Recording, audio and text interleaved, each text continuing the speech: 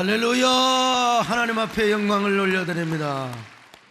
오늘 마지막으로 성소권 시리즈의 말씀을 드리려고 합니다. 오늘 신약시대를 살아가는 성도들에게 도대체 성소권의 의미는 무엇인가? 첫째로 하나님을 왕으로 모시는 삶을 사는 것이라고 했습니다. 둘째로 예배의 가치를 알고 존중히 여기는 삶을 사는 것이라고 했어요. 세 번째로 교회의 영광성과 거룩성을 세워가는 삶을 사는 것이라고 했습니다. 네 번째로 몸된 교회를 가까이하며 사랑하는 삶을 사는 것이라고 했습니다. 다섯 번째로 주의 몸된 교회를 섬기고 봉사하는 것을 최고의 가치와 영광으로 여기며 사는 삶이라고 했습니다. 이제 마지막 여섯 번째입니다. 하나님의 종, 곧 영적인 지도자를 존중히 여기며 대적하지 않는 삶을 사는 것입니다. 요즘 젊은 목사가 이런 설교를 하면 대부분 많은 성도들이 거부감을 느끼는 성향을 많이 갖습니다. 자기도 목사니까 소목사도 목사니까 목사 편을 드는 거지. 요즘 시대가 어떤 시대인데, 더더구나 요즘 목사들을 봐. 얼마나 푸도덕하고 얼마나 세상에 비난받는 짓을 많이 하는데 어떻게 주의 종이라고 존중히 여기고 그들을 대접하며 어떻게 그들을 존경하느냐 이 말이죠. 요즘 이런 생각들이 대부분 젊은 사람들 그리고 지성적인 그리스도인들의 머릿속에 맴돌고 있는 하나의 이 사고 정신이라고 말할 수가 있습니다. 물론 이것은 오늘날뿐만 아니라 사사기 시대에도 주의 종들의 영적인 권위와 지도력이 매우 떨어져 있었던 것을 볼 수가 있었습니다. 그리고 백성들도 하나님의 종들을 존중하는 마음이 거의 없었고 그들의 영적인 권위와 지도력을 굉장히 무시하는 시대였습니다. 그들이 성소권을 존중히 여겨서 성소에서 제사를 많이 드려야 하나님 영광을 받으시고, 그리고 제사장들도 먹을 것이 생기지 않겠습니까? 백성들이 11조를 드려야 제사장들이 의식조를 걱정하지 않고 하나님 성전에서 하나님 섬기는 일에 아마 전념을 했을 거예요. 그러나 사사기 시대 백성들은 하나님의 성소가 멀다고 자기 집에다가 신당을 차렸어요. 드라빔 만들어 놓고 그게 하나님이라고, 거기다가 레위 지파만 세울 수 있는, 레위 지파만 할 수 있는 제사장을 자기들 멋대로 만들어요. 그래서 자기 자식을 세워놓기도 하고 또 지나가는 레인을 꼬드게 가지고 자기 집 개인의 제사장으로 세웠어요. 이거 여러분, 하나님의 제사장 세우는 제도의 권위를 얼마나 무시했던 일인지 알 수가 없습니다. 그래서 성전에다가 드릴 11조를 비롯하여 모든 예물을 자기들 신단에다가 다 바치는 거예요. 심지어 의무적으로 절기 때가 되면 전부 하나님의 성전에 와서 제단 쌓아야 되거든요. 신당에다가 절기 때도 하나님의 성전에 오지 않고 신당에다가 제단을 쌓았으니 여러분, 그 꼴이 그래서 암흑과 흑암과 혼돈과 공허의 시대였죠. 이런 일이 반복되다 보니까 모든 사회 구석구석에서 하나님의 종을 무시하는 문화, 이러한 습관들, 관행들이 얼마나 팽배해졌는지 몰라요. 그래서 사울왕 때 와서는 세상의 사울왕이 어떤 생각을 했느냐, 하나님의 종을 무시하고 우습게 여기더니 하나님의 종들을 죽이는 것도 서슴지 않고 행해버렸어요. 그것도 한두 명이 아니라 한꺼번에 85명의 제사장을 다 죽여버렸던 일이 있었어요. 그런데 여러분, 다윗이 나타납니다. 다윗은 절대로 그런 사람이 아니었습니다. 다윗은 하나님의 종을 얼마나 존중히 여겼는지 몰라요. 85명의 제사장을 사울이 죽일 때 거기서 아비아달이라고 하는 제사장이 간신히 빠져나와 하나님의 에봇을 들고 다윗에게 도망을 나왔어요. 그때 다윗이 아비아달을 얼마나 반갑게 맞아주며 극진하게 대해졌는지 몰라요. 그리고 훗날 사독과 아비아달을 왕이 된 후에 저 공동 대제사장으로 세우는 것을 볼 수가 있습니다. 뿐만 아니라 그는 하나님의 언약궤를 모시고 와서 하나님의 성전을 지을 때도 자기 혼자 독단적으로 행하지 않았습니다.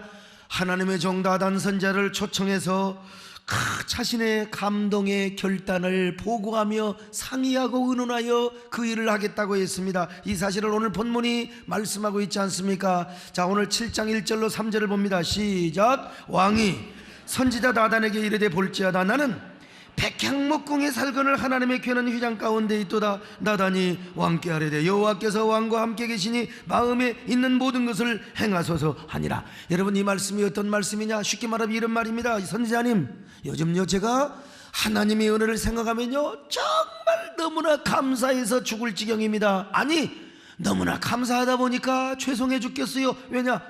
저는 혼자 백향목궁에 거하는데 하나님의 언약궤는 저 휘장 속에 모셔져 있기 때문에요. 그러나 선지자님, 내가 백향목궁에 살고 싶어서 살았습니까? 두루왕이 나에게 잘 보이기 위해서 아부 떨기 위하여 강제로 억지로 지어준 것 아닙니까? 그런데 생각해보니 저는 하나님의 은혜가 너무나 죄송하고 송구스러워 죽겠어요. 그러니 제가 백향목 궁정보다 더 크고 웅장한 하나님의 집을 지어드리고 싶어요. 이방 나라의 신전보다 더 휘황찬란한 더 광대한 성전을 짓고 거기다가 하나님의 언약궤를 모셔드리고 싶습니다. 그러자 나단 선지자가 뭐라고 대답을 합니까? 왕이여, 어쩌면 그렇게 기가 막히고 창의적인 감동을 받으셨습니까? 아니 그런 기발한 아이디어를 어떻게 생각해내셨습니까? 하나님이 기뻐하실 겁니다, 왕이여. 그러니 지금 그 창의적 영감과 결단을 지금이라도 당장 행하시옵소서, 이런 말입니다. 이렇게 다윗은요 아무리 하나님이 기뻐하시는 일도 먼저 하나님의 종과 상담을 하며 상의를 했습니다. 왜냐하면 행여나 자기도 모르게 하나님보다 앞서 나가고 주의 종을 멸시하는 죄를 지을까 봐서요. 아니 주의 종을 존중히 여기는 마음으로 그렇게 했더란 말입니다. 그런 다윗이가 훗날 바세바와 앉으면 좋았는데 큰 죄를 지었어요. 그리고 이 죄를 덮어버리려고 그의 남편 우리아를 죽여버리고 말았어요. 그런데 이걸 누가 알았느냐? 나단 선지자가 알았습니다. 하나님의 감동으로.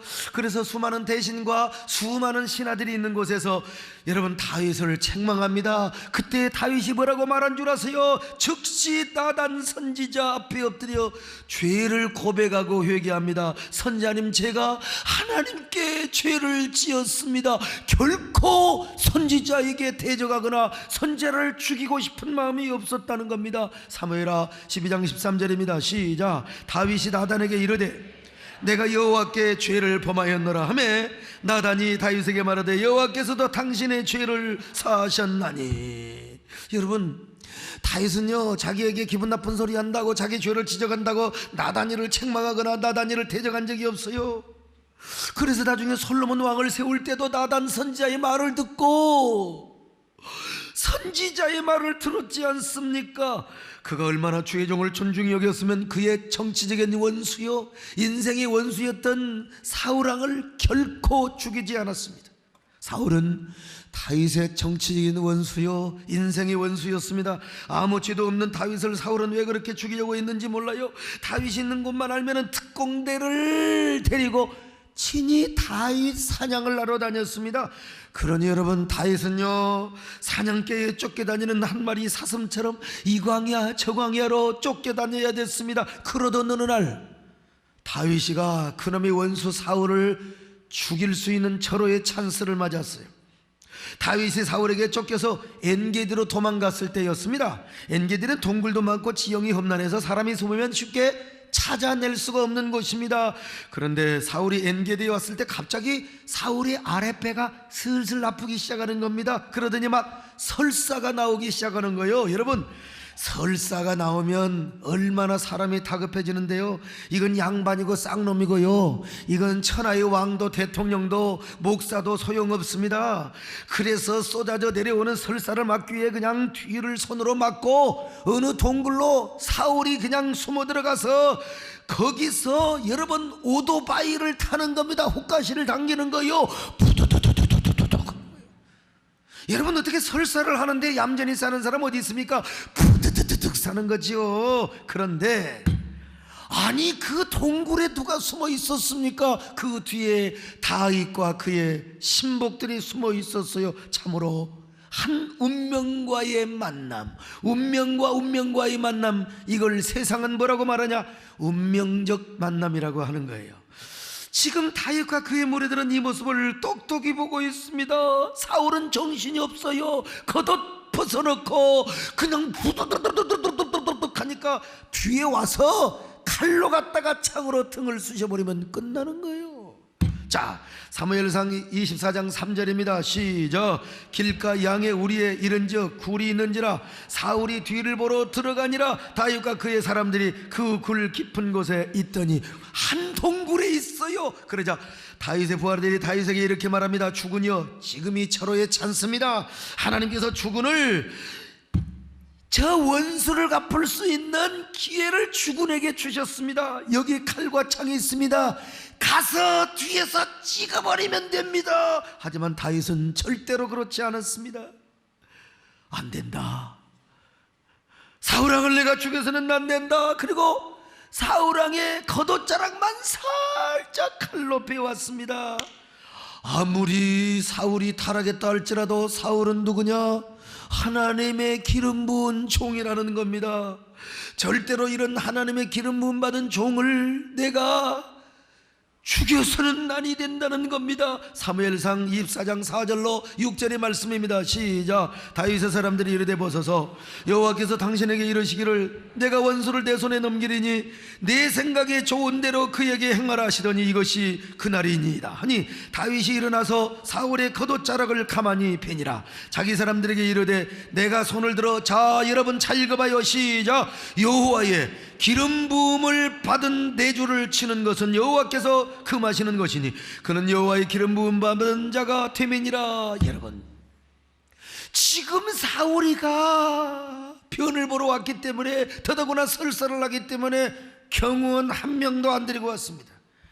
그러니까 지금이 기회입니다.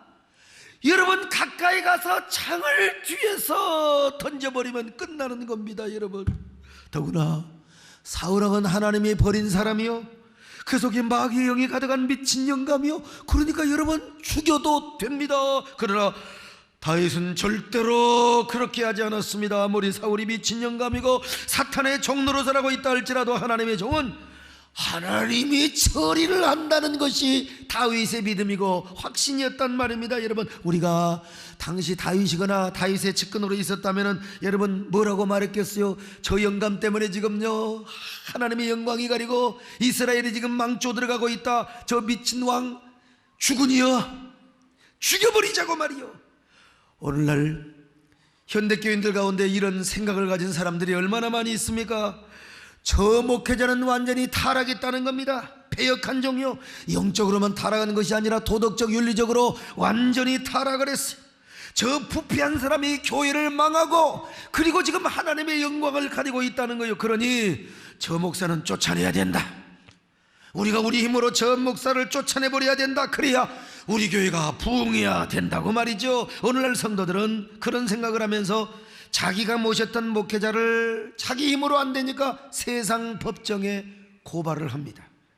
그것도 한때는 그 목사님 없으면 못 살 정도로 좋아 죽고 못 샀던 사람들 말이죠. 아니, 평생을 모셔왔던 영혼의 목자를 세상 법정에 고발할 뿐만 아니라 그것도 모자라서 언론 플레이를 해가지고 신문 방송을 통해서 세상에 그냥 다 까발리고 맙니다. 까발리고 말아요. 물론 주의 종도 잘못이 있을 수 있습니다. 하나님 앞에 잘못이 있으면 하나님 앞에 책망받아야 되고 심판을 받아야 됩니다. 세상 앞에 잘못했으면 세상 법에 따라서 여러분 처벌도 받아야 되겠죠. 지도자로서 정말 도덕적 윤리적 범죄가 치명적이면 거기에 대한 책임도 응당치어야 하지 않겠습니까? 저는 절대로 세상 윤리와 도덕을 무시하거나 세상의 법의 처벌 자체를 반대하는 것이 절대로 아닙니다. 검찰이나 법원에서는요, 교회 문제가 고발 들어오면은 당연히 검사는 조사를 해야 되고 판사는 그 법의 근거에 있어 재판을 해야 되지 않겠습니까? 저는 그 자체가 나쁘단 말이 절대로 아닙니다. 그러나 그 이전에 우리가 그리스도인으로서 성령에서 가르치는 신앙의 본질과 교훈을 한번 생각해보자 이 말입니다. 먼저 성경이 말하는 성서권의 신앙, 신앙의 본질 차원에서 먼저 이 문제를 생각해보자. 왜? 우리는 예수 믿는 사람이기 때문이에요. 그런데 생명나무를 선택하고 성소권을 존중히 여겼던 다윗은 절대로 자기 자신이 기준이 된 선악 판단으로 주의 종을 대하지 않았다는 사실입니다. 왜 그렇습니까? 내가 어떻게 하나님의 기름 부은 종을 죽일 수가 있겠는가? 나는 판단하지 않으리라. 하나님이 판단하시리라. 하나님이 처단하시리라. 여러분, 이런 믿음을 가졌다 이 말이요. 오늘 여러분도 이런 믿음을 가지시기를 바랍니다. 심지어 그는요, 사울의 겉옷자락 베는 것까지 마음이 찔려버렸어요. 자, 24장 5절로 6절을 같이 보실까요? 시작. 그리한 후에 사울의 옷자락 뱀으로 말미암아 다윗의 마음이 찔려 자기 사람들에게 이르되, 내가 손을 들어 여호와의 기름 부음을 받은 내 주를 치는 것은 여호와께서 금하시는 것이니 그는 여호와의 기름 부음 받은 자가 되매니라. 세상에, 그 겉옷자락 빼고 나서, 야, 이것마저도 내가 그런 거 아닌데, 진짜 하나님 앞에 잘못해서 왜 사울은 그래도 하나님의 기름 부음을 받았다고 말이죠. 그런데 이런 기회가 한 번만 있는 거 아니었어요. 또 절호의 찬스가 또 왔습니다. 또 한 번 사울을 죽을 기회가 왔습니다. 그러나 다윗은 이번에도 사울을 죽이지 않습니다. 기름 부음 받은 종을 내가 손대서는 안 된다. 하나님이 처리하리라. 하나님이 이것은 금하신다는 겁니다. 자, 26장 9절로 11절입니다. 시작. 다윗이 아비새에게 이르되 죽이지 말라. 누구든지 손을 들어 여호와의 기름 부음 받은 자를 치면 죄가 없겠느냐 하고, 다윗이 또 이르되 여호와께서 살아계심을 두고 맹세하노니 여호와께서 그를 치시리니 혹은 죽을 날이 이르거나 또는 전장에 나가서 망하리라. 내가 손을 들어 여호와의 기름 부음 받는 자를 치는 것을 여호와께서 금하시나니 그랬습니다. 오늘 여러분, 지금 다윗이가 미정미정거리고 안 된다고 하니까 아비새라는요, 다윗의 신복이, 아이 그러면 죽으니 손을 더럽히기가 뭐하면은 내가 하겠습니다. 내가 그리 가서 창을 던져 죽이려고 하니까 다윗이가 손을 잡고 안 된다. 다윗이가 눈치 감고, 여러분 5초 10초만 묵인하면 되는 거예요. 안 된다. 그는 하나님의 기름 부음을 받았다는 거예요, 여러분요. 그런데 오늘 이러한 신앙을 가진 사람들을 찾아보기가 힘들어요. 오히려 이런 얘기를 하면 막 웃어버리는 사람들이 많습니다. 왜 웃는 줄 아세요? 이유는 그렇게 웃는 사람들의 신앙은 성경적 본질 위에 그의 신앙이 서 있는 것이 아니라 세상의 트렌드와 세상의 시류, 또 세상의 윤리와 도덕 위에 더 많이 서 있기 때문에 그렇습니다. 생명나무와 성소권적 신앙 위에 서 있기보다 세상의 법과 정의의 정신 위에 신앙의 집이 지어져 있기 때문에 그렇다는 것입니다. 이런 분들의 얘기를 얼핏 들어보면 세상적으로 볼 때는 그분들의 말이 다 맞습니다. 그 목사의 말로 윤리적 도덕적으로 못돼 먹은 사람이라는 겁니다. 머리 잘린 삼선과 같고 두 눈 빠진 삼선과 같다는 거요. 완전히 그저 이건 목회자가 아니라 목자가 아니라 사이비고 교주라는 겁니다. 그런 목회자가 교회를 망하게 하고 병들게 하고 있다는 거요. 그러니 당장 내쫓아야 돼야 된다는 겁니다. 그래서 그것을 하나님이 주신 천명으로 알고 그것이 나의 영원하신 기업 생명보다 귀하다고 여기며 이 일에 올인하는 것을 봐요. 얼마나 가슴 아프고 안타까운지 알 수가 없습니다. 물론 하나님이 내쫓으라면 쫓아야죠. 그리고 하나님의 진리를 가르치지 않고 복음을 가르치지 않는 이단적인 사상을 가르친다면 여러분, 우리가 마음을 모두어서 힘을 모두어서 내몰아놔야 됩니다. 교회를 지키기 위해서요. 그러나 도덕, 윤리, 세상적인 기준으로 판단을 하는 사람들에게 나는 정말 묻고 싶어야 하니, 그런 사람들을 저는 만날 때마다 나는 물어봤습니다. 과연 거기에 숨은 사심과 그리고 이해관계는 없는가? 사심과 이해관계로 이런 일을 하고 있지는 않는가? 그리고 겉으로는 정의와 윤리는 내세우지만 속으로는 자신의 탐욕과 욕망의 바벨탑을 쌓기 위하여, 교회 안의 헤게모니, 기득권을 쟁취하기 위하여 그런 비난과 정죄의 행동을 하고 있지는 않는가? 라고 제가 물어봐요. 저는 그런 분들의 얼굴과 눈동자에서 정의와 도덕적인 빛은 볼 수 있었지만 하나님의 생명과 하나님의 사랑과 하나님의 용서와 하나님의 화평의 광채는 한 줄기도 본 적이 없습니다. 겉으로는 정의와 개혁을 말하지만 내면에는 생명이 하나도 없어요. 사랑과 긍휼과 화목이 없어요. 온갖 증오와 미움과 부정적 감정으로 가득 차 있는 것을 보았습니다. 오늘 평소에 그런 생각을 조금이라도 가졌던 성도들이 이 자리에 설교를 듣고 계십니까? 아니, 그런 분들이 방송을 통해서 오늘 이 설교를 듣고 계십니까? 여러분 마음에 좀 안 들어도 채널 돌리지 말고 끝까지 이 말씀을 듣고 판단하시기를 바랍니다.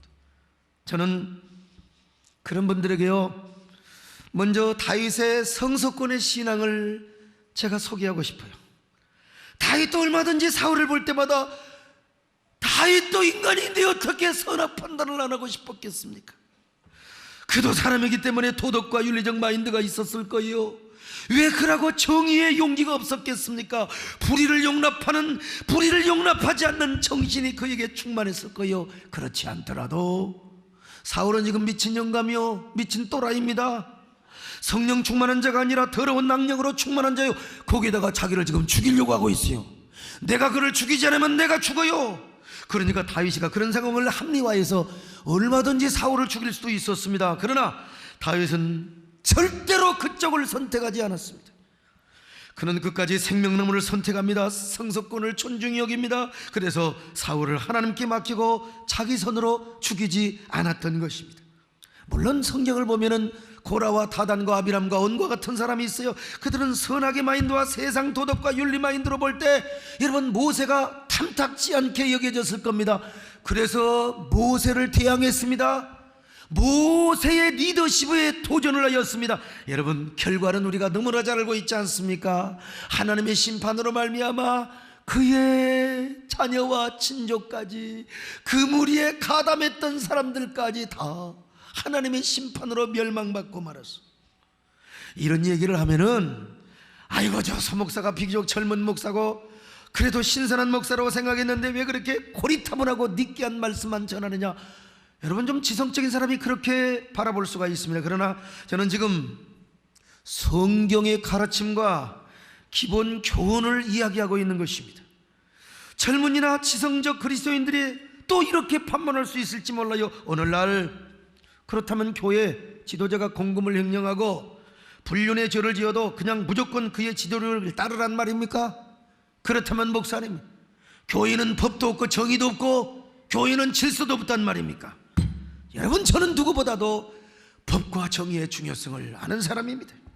그러나 저는 현대 시리와 트렌드보다는 성경적 기본 정신을 말씀드리고 있다는 사실, 트렌드와 시류를 따라서 법과 윤리의 정신을 선택하든지 아니면 다윗처럼 생명나무 신앙과 성서권의 믿음을 선택하든지, 그것은 그 사람의 신앙의 성향에 달려있고 그 사람의 몫이라고 말할 수 있어요. 그럼에도 불구하고 저는 말합니다. 아무리 지성과 윤리가 중요해도 그것이 사랑과 평화와 하나님의 화목과 사랑과 덕을 능가할 수 없다는 사실이에요. 그리고 생명나무 신앙과 성서권 신앙보다 그것들이 결코 앞서지 못한다는 사실을 여러분에게 말씀을 드립니다. 그래서 저는 다윗의 신앙과 영성으로 여러분에게 이렇게 권면하고 싶어요. 아니, 그런 부정적인 생각을 하는 사람들에게 정말로 권면을 합니다. 먼저 그 지도자를 위해서 간절히 기도하라고 말입니다. 그리고 그 교회의 공동체에 어떻게 덕을 세울까, 어떻게 덕을 세울까 고민하면서 하나님의 감동과 지시를 기도를 통하여 기다려야 됩니다. 교회는 사실보다 중요한 것이 덕이거든요. 덕보다 중요한 것이 바로 사랑과 화목이기 때문에 그렇습니다. 그러므로 교회 문제는 항상 덕을 세우면서 사랑으로 처리를 해야 됩니다. 왜냐하면 정의는 언제나 사랑과 함께 해야 되고 정의의 결과가 뭐냐, 바로 화평이기 때문에 그렇습니다. 그러면 하나님께서 틀림없이 이렇게 감동을 해 주실 것입니다. 먼저 내가 그 정을 위해서 간절히 기도하고 은밀하게 찾아가서 권면해라. 안 들어 기도하고 또 가서 권면해라. 그렇게 하면 먼저 주의 종이 변화를 받든지 아니면 조용하게 하나님이 처리를 해주시든지 떠나가게 해주시든지 하나님이 역사하게 될 줄로 믿습니다. 이렇게 해야지. 여러분, 함처럼 온 동네를 까발리고 다니며 막 소문만 내. 아니 대책도 없이. 여러분, 이런 소식을 듣고 이런 소문을 듣는 사람이 있는 사람도 교회 떠나겠어요? 여러분, 아무것도 모르고 오해하면서 그러니 전도한다고 그런 사람들이 예수를 믿겠습니까? 세상에, 여러분, 어떻게 그 사람들이 예수를 믿고 교회에 돌아오느냐는 말이요. 여러분들 항상 교회에 문제가 있을 때 먼저 교회의 덕을 생각하시기를 바랍니다. 언제나 사랑과 화목을 생각하시기를 바랍니다. 그러면 또 지성적 성향을 가지고 있는 그리스도인이 이렇게 판문할지도 몰라요. 아니, 그러면 목사님 끝까지 입만 다물고 있어야 됩니까? 교회는 생명과 덕을 세우는 공동체인데 끝까지 입만 다물고 있으란 말입니까? 여러분, 아닙니다. 정말 이거야말로 하나님 앞에도 안 되고 사람 앞에도 안 돼. 이거 용납받을 수 없는 사람이라 여러분, 그걸 교회 안에 고발하고 교회 안에서 송사를 하며 공교회로 하여금 잘 처리하도록 해야 된다 이 말이죠. 그래서 사도 바울이 그렇게 권면하고 당부하지 않습니까? 교회 문제를 세상 법정에 고소하지 말라고요. 교회 안에 부도덕하고 잘못된 일을 세상 법정에 고발을 해서 온 세상을 시끄럽게 하면은 이거는 선교의 역기능이 된다는 것입니다. 이것이 바로 성경적 신앙이고 그리스도인의 올바른 태도라고 하는 겁니다. 여러분, 이걸 아세요? 2008년 4월 울산지방법원의 김은구 판사님께서 폭력 사건으로 소송이 붙은 기독교인들을 재판을 하는 중에 너무 지혜롭게 판결을 하셨어요. 그래서 매스컴에 화제가 된 적이 있습니다. 그 판사님이 어떻게 지혜롭게 판결한 줄 아세요? 양쪽에 싸우는 교인들 성경 갖고 와서 고린도전서 6장을 통독하게 했습니다. 여러분, 그 고린도전서 6장 거기에 세상 법정에 싸우지 말라는 말씀이 있거든요. 그걸 읽다 보니까 성도들이 얼마나 쑥스럽고 쪽팔려서 양쪽의 모든 성도들이 다 교인들이 고소를 취하해서 서로 그저 잘 지혜롭게 끝나. 야, 여러분, 그 판사님 진짜 지혜로운 사람입니다. 여러분, 놀랍지 않으세요? 그 말씀이 우리가 가지고 있는 성경에 있다니까요. 고린도전서 6장 1절로 2절 같이 봅니다. 시작. 너희 중에 누가 다른 이와 더불어 다툼이 있는데 구태여 불의한 자들 앞에서 고발하고 성도 앞에서 하지 아니하느냐? 성도가 세상을 판단할 것을 너희가 알지 못하느냐? 세상도 너희에게 판단을 받겠거든 지극히 작은 일 판단하기를 감당하지 못하겠느냐? 여러분, 왜 불의한 자 앞에서 불신자 앞에서 판단을 받느냐 이거요. 너희들은 세상을 판단하는 사람인데 말이죠. 왜 세상의 판단을 받으려고 하느냐? 고린도전서 6장 6절로 7절입니다. 시작. 형제가 형제와 더불어 고발할 분들어 믿지 않은 자들 앞에서 하느냐? 너희가 피차 고발함으로 너희 가운데 이미 뚜렷한 허물이 있나니 차라리 불의를 당하는 것이 낫지 아니하며 차라리 속는 것이 낫지 아니하냐? 아니, 교회 안에서 해결할 수 있는 문제를 왜 세상으로 나가느냐 이 말이죠. 그것도 믿음의 형제들끼리 교회의 기득권 싸움을 가지고 말이죠. 아니, 교회 안에서 싸울 일 있으면 차라리 내가 속는 게 낫다 이거예요. 내가 손해보는 게 낫다 이겁니다. 왜 그걸 세상 법정으로 가지고 가서 하나님의 거룩한 이름과 교회 명예를 실추시키느냐 이 말입니다. 이거야말로 복음 전도의 방해가 된다는 거 아니겠습니까? 여러분, 우리가 교회 문제를 가지고 세상 법정에 고소를 하면은 검찰은 그것을 조사해야 됩니다. 불가피해요. 반드시 아무리 예수 믿는 집사 장로아니라도 조사를 해야 되는 거예요. 또 법원에서는 법의 근거에서 그것을 판결을 해야 되는 겁니다. 그러면 그것을 조사하는 검사나 판사들이 얼마나 민망스럽게 생각하겠습니까? 얼마나 상처를 받고 교회에 대한 부정적인 이미지와 편견과 감정을 갖겠어요. 야, 세상에 교회도 이러네. 야, 하나님 믿는 사람이 더하네. 여러분, 그런 사람들이 어떻게 부정적 선입견을 갖고 있는 사람 전도받은다고 여러분 교회 나오겠습니까? 교회 못 나와요. 그래서 베드로 사도도 이렇게 역설을 하고 있습니다. 자, 베드로후서 2장 9절로 11절 같이 봅니다. 시작. 경건한 자는 시험에서 건지실 줄 아시고 불의한 자는 형벌 아래 두어 심판날까지 지키시며 특별히 육체를 따라 더러운 정욕 가운데 주관하는 일을 멸시하는 자들에게는 형벌을 할 줄을 아시느니라. 이들은 당돌하고 자긍하며 떨지 않고 영광 있는 자들을 비방하거니와. 자, 크게 읽어봐요. 시작. 더 큰 힘과 능력을 가진 천사들도 주 앞에서 그들을 거슬러 비방하는 고발을 하지 않. 이게 무슨 말이냐 여러분. 지금 세상 사람 가운데 등쳐먹고 말이죠, 아주 불의하고 악한 사람 얼마나 많은지 몰라요. 남의 등쳐먹고 사기 쳐먹은 사람들. 그러면서도 말이야, 하나님 당신 계셔? 그러면 한번 쳐봐. 하나님도 비방하고 조롱하는 사람이 있다 이거요. 그래도 우리보다 능력이 훨씬 많은, 권능이 훨씬 많은 천사들이 그들 하나님 앞에 고소하지 않는다는 거예요. 왜?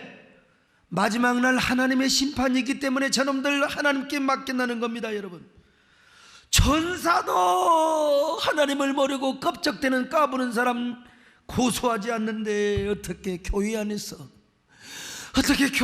교회 문제를 가지고 세상 법정에 가서 죽일 놈 살릴 놈 고소하느냐 이거요. 교회 기득권 문제로 어떻게 교인이 교인을 고발하고, 심지어는 내가 평생 말씀을 듣고 지도를 받았던 목회자, 내 생각, 내 윤리, 내 법리에 맞지 않는다고 영적인 지도자를 세상 법정에 고발하느냐는 거요. 이것이 오늘날 우리 한국교회의 가슴 아픈 현실이 아닙니까 여러분? 얼마나 여러분 가슴 아파요. 제가 오늘 이 말씀을 드려서 제가 존경하는 목사님께 누가 되지 않을까 염려가 되긴 합니다만은, 많은 사람들이요, 조영기 목사님의 재판 소식을 듣고 저에게 물어봐요. 목사님 어떻게 생각하느냐고. 아니, 가슴이 미어지지요. 정말 마치 여러분 별에서 온 그대라는 드라마에서 도민준이가 초능력을 잃고 침대에 쓰러져 버린 것처럼 여러분 정말 제 마음 기가 막혔어요. 저는 그렇다고 해서 검찰을 섭섭하게 생각한 적도 없고 재판관을 주어도 원망한 적 한 번도 없습니다. 다만 왜 꼭 그런 문제를 세상 법정까지 가지고 가야 했는가, 이러한 현실이 우리의 가슴을 너무나 먹먹하게 하는 것이란 말이죠. 여러분이 다 방송 보시고 신문 봐서 아시겠지만, 물론 목사님의 아드님이 교회로 하여금 주식을 사는 과정에 있어서 잘못한 부분은 아마 분명히 있었을 거예요. 그러니까 그런 처벌을 받았다고 생각합니다만은, 또 큰 교회를 경영하고 또 교회 재단에서 경영하던 사업을 관리하다 보니까 여러분 조용기 목사님도 인간인지라 아셨든지 모르셨든지 간에 사인을 한 책임은 분명히 있을 거라고 봐요. 그러나 여러분 분명히 알아야 될 것이 있어요. 많은 사람들이 그 어르신께서 교회 공금을 개인적으로 횡령하거나 착복한 것처럼 오해하고 계시는데, 여러분 절대로 그런 것이 아니라는 건 여러분 아셔야 돼요. 이것은 제가 진짜 존경하는 그 변호를 맡았던 김성규 장로님을 통해서 확실하게 듣고, 제가 다 이곳저곳에서 여러분 분명한 얘기입니다. 그분에 의하면은 조 목사님은 법리적으로 무죄를 받을 수도 있다고 생각을 했어요. 유죄받을 확률보다 무죄받을 확률이 높다고 하셨어요. 저는 김성규 장로님의 신앙 인격과 양심을 믿고 존경해 왔으며, 그리고 그분의 법리를 믿었습니다. 그러나 1심의 결과는 가슴 아프게 나와서 저의 마음도 아프고 여러분 마음도 아플 것입니다만은, 그런데 어떤 성도들이 또 저에게 이런 질문을 해요. 그래도 목사님은, 그래도 조영기 목사님을 존경하십니까? 여러분, 난 떳떳하게 얘기했습니다. 당근이지요. 왜냐하면 저는 조영기 목사님을 애당초 인간으로서보다 하나님의 위대한 종으로 존경을 해왔기 때문입니다. 제가 우리 성도들을 하나님의 사람으로 사랑하는 것처럼, 제가 우리 장로님들, 우리 성도님들, 특별히 여러분 우리 여집사님들 계시잖아요. 우리 여집사님들 TV 화면 보면 사람들이 그래요. 막 세대교회 막 미인들만 모였느냐고 말이요. 아무리 미인 아니라 이쁜 여자라도 여러분, 제가 언제 한순간이라도 우리 여성도들을 은큼한 눈으로 남자의 눈빛으로 본 적이 있으면 저한테 한번 따져보세요. 물론 저도 사람이기 때문에 한순간 보일지 모르지만 여러분 마음을 바꿉니다. 사탄아 물러가라 그러고요. 예수 그리스도 안에서 하나님의 사람으로 바라보고 대하던 것처럼, 여러분을 그런 것처럼 저도 우리 조 목사님을 여전히 하나님의 사자로 존경을 해왔어요. 물론 그분도 인간입니다. 인간은 완벽하지 못하고 실수할 수 있어요. 저도 여러분 우리 교회 많은 부분을 사인할 때 부서장들을 믿고 단 한 번도 읽어보지 않고 그 자리에서 사인을 해줬습니다. 뭐 당회 회의록도 그냥 한 번도 안 보고 사인해 줬습니다. 우리 교회를 건축할 때 한꺼번에 뭐 50억 60억씩 그냥 여러분 뭐 지출을 하는 것도 저는 한 번도 물어보지도 않고 사인을 했습니다. 물론 그 과정에서 저도 잘못된 과정이 있었으면 큰일 날 뻔했지만은, 그래서 다음부터는 자세하게 살펴보고 사인을 하려고 제가 마음을 먹습니다만은, 저는 조 목사님께서 여러분 어떻게 하나님께 쓰임을 받아왔고 어떻게 하나님의 장중에 붙들렸는가, 내가 자세히는 모르지만 그분의 직계 제자는 아니니까요. 그러나 여러분 세계 100여 개국 300개 도시가 넘는, 여러분 수천 명이 아니라 수억이 넘는 영혼들에게 복음을 전하셨어요. 그리고 여러분 그저 조그마한 교회 목사님이 아니라 적어도 저 같은 교회 저 같은 목사를 세계의 도처에 수백 명 수천 명을 양육하고 키우신 분입니다. 그래서 하나님의 종으로 그분을 존경하고 앞으로도 존경을 한단 말입니다. 제발 저도요 그분만큼 환자들을 고치고 병자들을 고칠 수 있으면 좋겠어요. 저는 예수 그리스도의 복음과 하나님 나라에 미쳐있는 목사입니다. 그래서 전 세계에 그렇게 많은 영혼에게 복음을 전하고 그 많은 영혼을 구원할 수 있다면 여러분 제가 욕을 먹으면서라도 그렇게 일을 하고 싶어요. 70년대 80년대 5대양 6대주를 다니면서, 그때는 여러분 대한민국의 세계인들이 어디 붙어있는지도 몰랐어요. 세계 도처를 다니면서 우리 대한민국을 가장 많이 홍보하며 자랑하며 대한민국의 국격을 높였던 분이 바로 그분이라 이 말이요. 그래서 저도 그분처럼 쓰임받고 존경한다 이 말입니다. 할렐루야. 여러분 제가 이런 얘기를 간간히 할 때마다 교인들을 잃을 때가 있습니다. 의사 부부를 비롯해서 뭐 상당히 지성인들을 잃을 때가 있어요. 그러면 제가요 아무리 바빠도 제가 밤에도 찾아가고 낮에도 찾아갔습니다. 그리고 손을 잡고 제가 눈물을 흘리며 설득했습니다. 우리 교회 안 나와도 좋습니다. 그러나 주의종 문제로 상처받고 유치하게 그렇게 신앙생활하지 마세요. 딴 데 가서도 신앙생활 잘 하라고. 그래서 돌아온 분도 계십니다. 여러분 안 돌아온 분도 계시고 말이죠. 제가 눈물을 머금고 설명해주며 기도해 온 적이 여러 번 있었습니다. 제가 이런 설교하면요 또 우리 아들한테 혼납니다. 뭐라고 한 줄 아세요? 이 아들 녀석이 아빠도 캥키는 데가 있고 끄림직한 데가 있으니까 그렇게 설교한 거 아니냐고. 아니 아빠도 자신이 없으니까 앞으로 옳은 일이 있을 걸 대비해서 예방접종하는 주사를 지금 놓고 있지 않느냐고. 여러분 이런 얘기는 우리 장로님도 저에게 건의를 못합니다. 여러분 저희 집사람도 못합니다. 그런데 우리 아들 녀석이 당돌하게 이런 얘기를 합니다. 여러분요 아빠 왜 그러냐고. 여러분 저는 하나님의 종의 자존심을 가지고 성경적 본질과 진리의 말씀을 누군가는, 아니 나는 우리 교인들한테 이런 말씀을 가르쳐야 되지 않습니까? 혹시라도 제가 모르는 성경이 있어요. 제가 설교 잘못했다, 난 언제든지 고칠 수 있어요. 오늘 여러분 이 말씀을 수많은 신학자와 성경학자에게 제가 검토를 받았어요. 목사님 맞습니다. 지금 이렇게 시류가 잘못 흘러가서 그렇지 성경이 이렇게 말씀하고 있습니다. 여러분 사랑하는 여러분은 다윗의 성소권 신앙을 선택하시겠습니까? 아니면 현대 시리와 트렌드인 선악과적 윤리와 도덕을 먼저 앞세우는 신앙생활을 하겠습니까? 다윗처럼 주의 종을 존중히 여기는 성소권 신앙을 굳게 붙잡는 저와 여러분 되시기를 축원합니다. 하나님 아버지 고맙습니다. 우리 모두 다윗의 도선에 서게 하여 주시옵소서. 다윗처럼 언제나 성수권을 붙잡고 지도자를 존중히 여기는 저희들 되게 하여 주시기를 간절히 원하옵고 예수님의 이름으로 기도드리옵나이다. 아멘.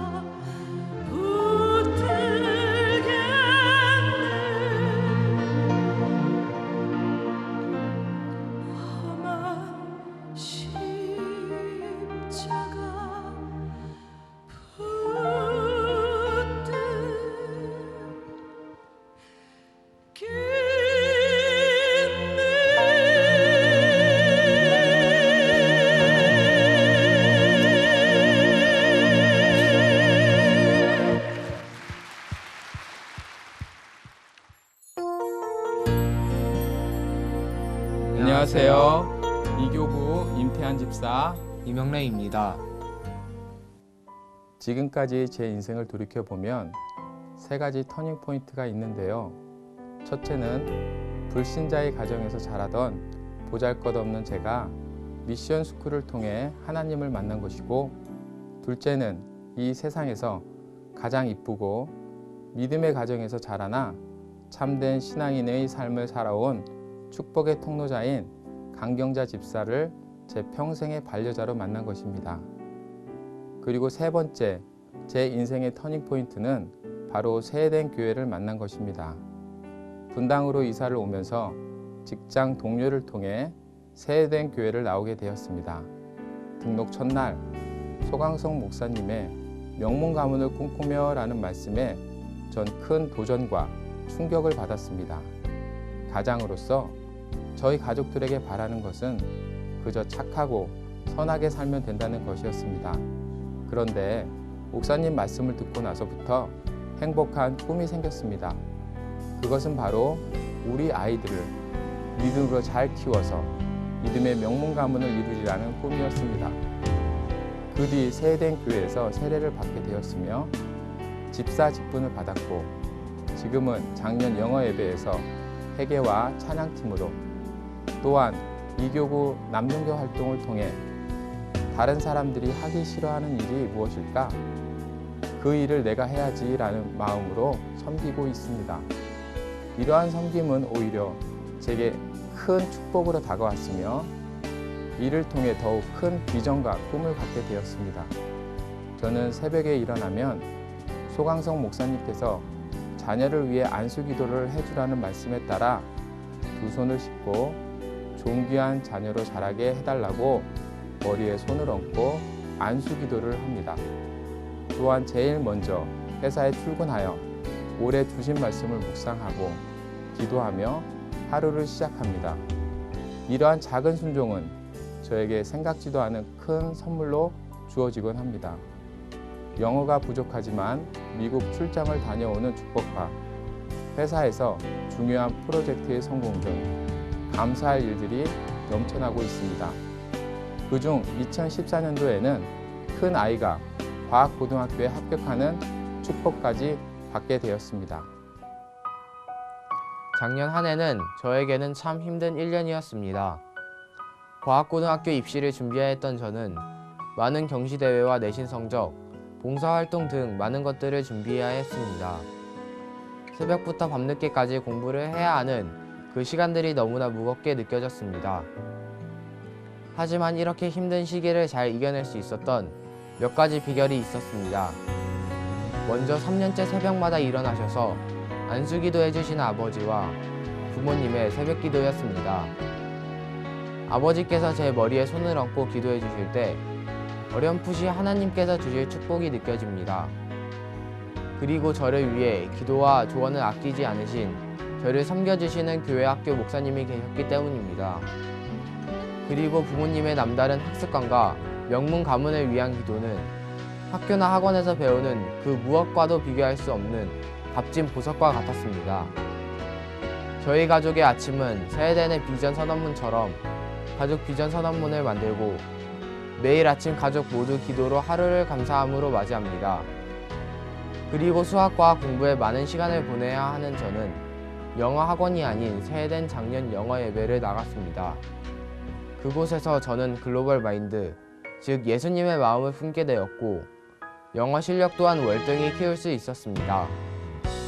그리고 담임 목사님의 옛날에 내가 힘들었지만 더 힘들게 고난을 당했었더라면 더 큰 축복을 받았을 텐데 라는 말씀에 힘입어 지금의 시련이 훗날 그 이상의 축복으로 다가올 것임을 믿고 기쁘게 이겨나가고 있습니다. 이와 같은 모두의 기도와 헌신으로 하나님께서 작년 2013년도에 저에게 매우 큰 은혜를 주셨습니다. 2013년 5가지의 기도 제목을 모두 이루어 주신 것입니다. 각종 경시대회에서 큰 상을 수상할 수 있게 해주셨고 과학고등학교에 합격하는 기쁨을 주셨습니다. 이제는 더 큰 꿈을 갖고 기도하면서 하나님을 높이는 자녀가 되기 위해 나아갈 것입니다. 이 모든 영광을 하나님께 올립니다. 감사합니다.